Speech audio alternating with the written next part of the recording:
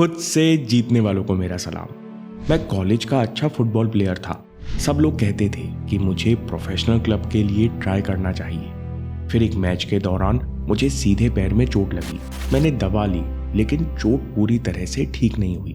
उसके बाद कई दिनों तक पैर में दर्द बना रहा। कभी कभी पैरों में झंझनाहट भी होती, पर मैंने ज़्यादा ध्यान नहीं दिया, क्योंकि प्लेयर को अक्सर थोड़ी बहुत चोट तो बनी रहती है। इसलिए मैं दर्द को नज़रअंदाज करता रहा। लेकिन मुझे क्या पता था कि अगले एक हफ्ते में मेरा जीवन बदलने वाला है। दोस्तों, किताब द हीलिंग में कार्लोस सैंटियागो की रोचक कहानी मिलती है। कार्लोस बचपन से ही स्पेन के जूनियर क्लब और स्कूल के लिए फुटबॉल खेलता था। सब जानते थे कि उसका भविष्य फुटबॉल में था, लेकिन एक साधारण से पैर के दर्द ने उसका जीवन बदल कर रख दिया। कार्लोस लिखते हैं कि एक हफ्ते के अंदर सीधे पैर में दर्द और सुन्नपन बढ़ता गया। जब इस पैर पर वजन ना ले पाने के कारण मैं लड़खड़ाकर चलने लगा तो मैं गंभीर हो गया और तुरंत ही डॉक्टर के पास गया। डॉक्टर ने कुछ दिन थेरेपी की, लेकिन कोई खास लाभ नहीं हुआ। उल्टा मेरा पैर सुन्न रहने लगा।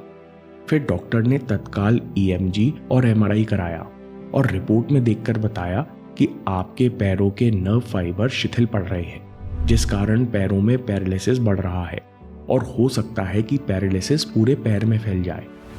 निराशा के बादल। कार्लोस कहते हैं कि डॉक्टर की बात सुनकर मेरे पैरों से जमीन खिसक गई। आंखों के सामने अंधेरा छा गया। मैं एक हफ्ते में एथलीट से अपाहिज बन गया। घर आकर मैंने खुद को कमरे में बंद कर लिया। अब मैं जीवन में क्या करूंगा? मेरे करियर, मेरे सपनों का क्या होगा? मैं अकेला बैठा बैठा सोचता, ये सब मेरे साथ क्यों हो रहा है? न मुझे भूख लगती, न कुछ करने का मन करता। मुझे समझ आना बंद हो गया। मैं बस अंधेरे कमरे में लेटा रहता। ऐसे ही 3 दिन निकल गए। तीसरी रात मैं सोया ही नहीं। चौथी सुबह मैंने अपनी खिड़की से सूर्य को उदय होते हुए देखा। उस सुंदर दृश्य को देखकर मेरे मन में विचार आया कि मैं ऐसे हार कर नहीं जी सकता। मैंने खुद से कहा कि मैं कम से कम कोशिश तो करूं और देखूं कि मैं अपने पैर को कितना बचा सकता हूं। मैंने खुद से वादा किया कि मैं खुद को नेगेटिव और असहाय महसूस नहीं होने दूंगा। मैंने तत्काल पैरालिसिस के बारे में पढ़ना शुरू किया। दूसरे डॉक्टर्स को रिपोर्ट भेजी। 2 दिन बाद एक डॉक्टर से मिलने गया, जिसने कहा कि जवान शरीर के नर्व फाइबर्स दोबारा जीवित हो सकते हैं।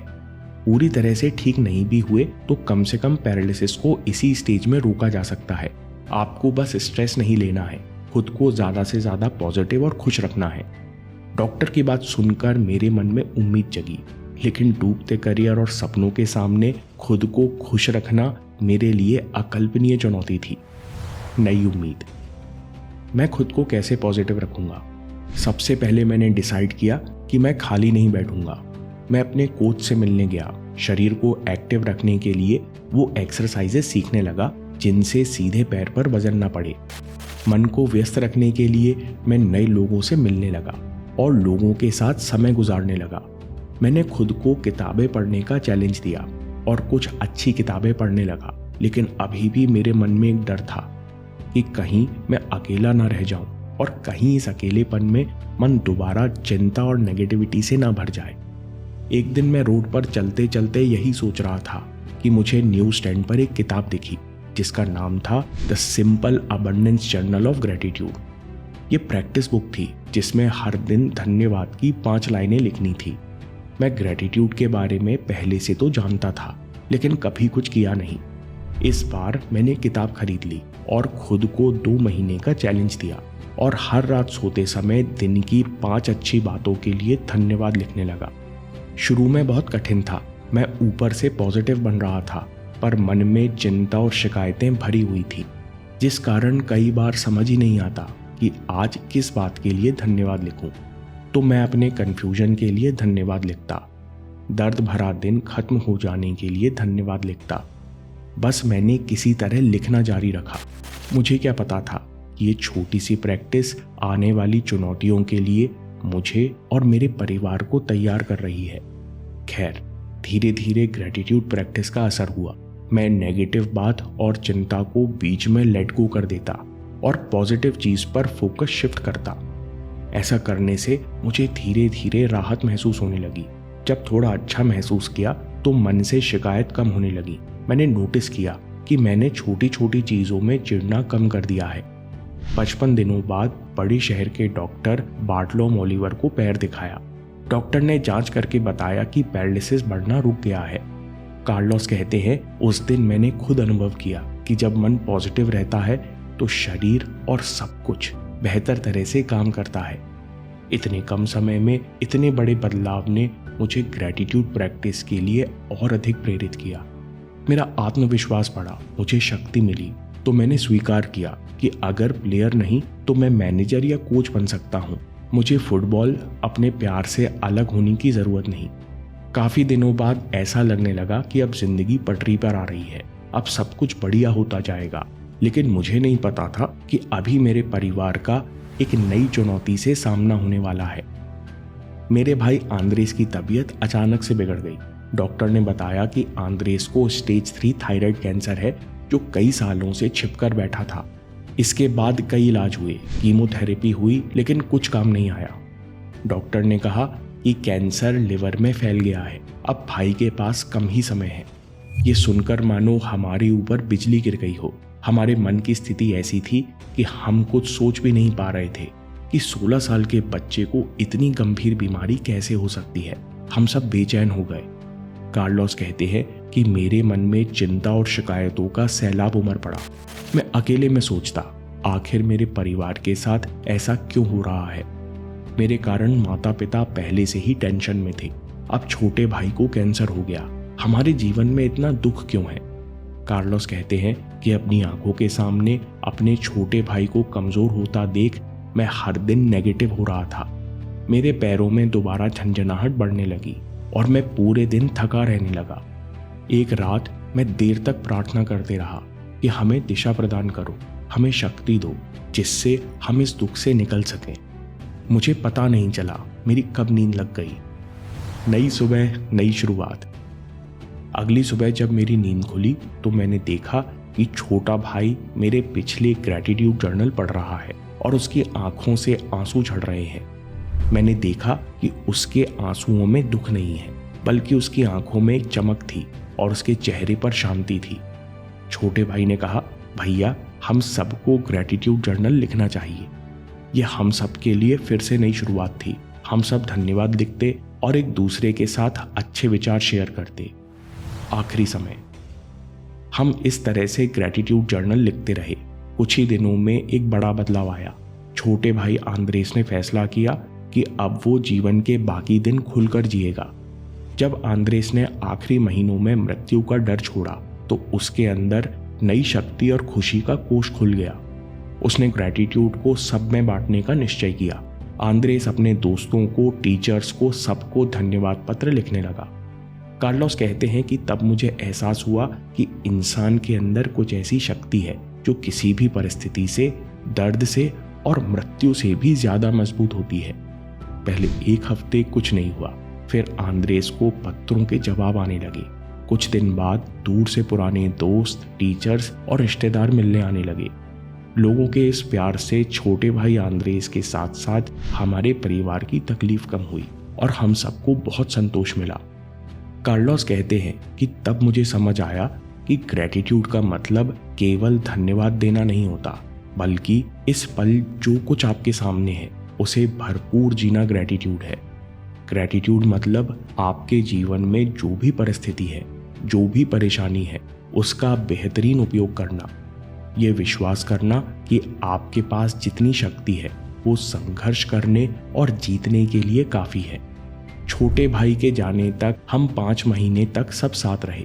उम्मीदें और डर, हंसी और आंसू, हमने हर पल को धन्यवाद से सींचा।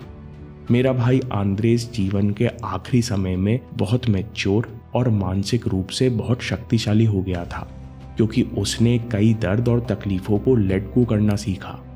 5 महीनों के बाद भाई दुनिया से चला गया, लेकिन हमको कई सुखद यादें और जीवन भर के लिए प्रेरणा दे गया। लेसन नंबर 1, पॉजिटिविटी खुशियां और प्यार आकर्षित करती है।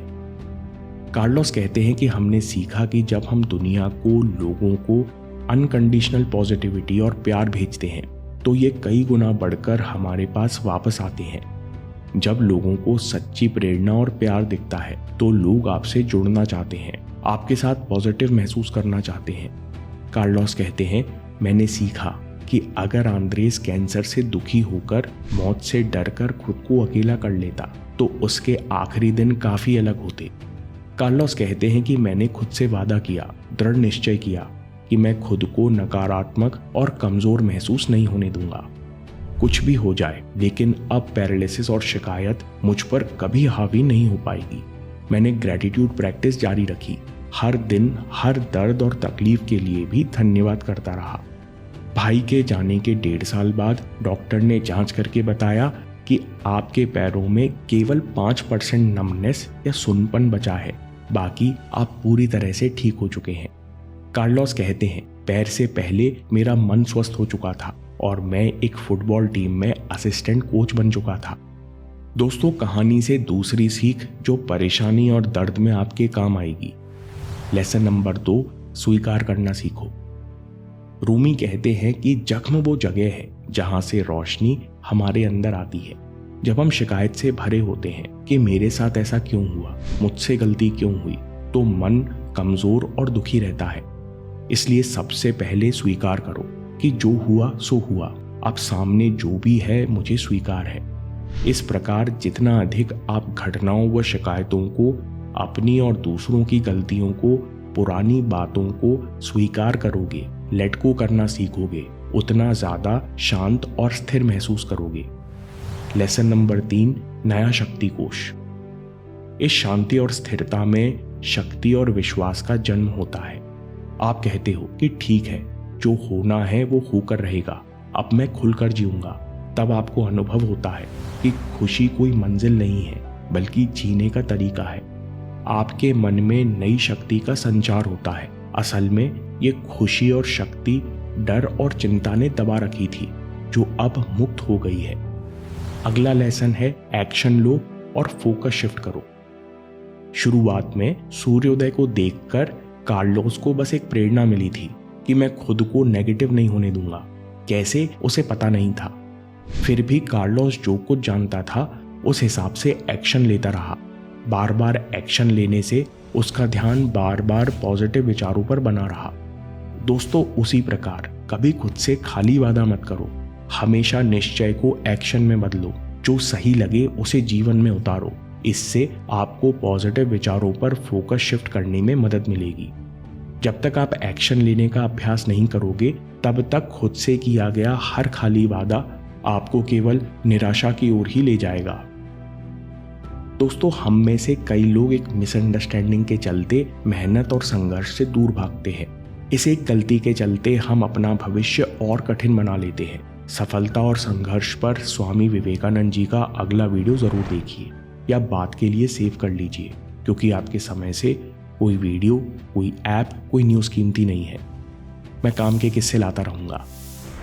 हम जीतेंगे।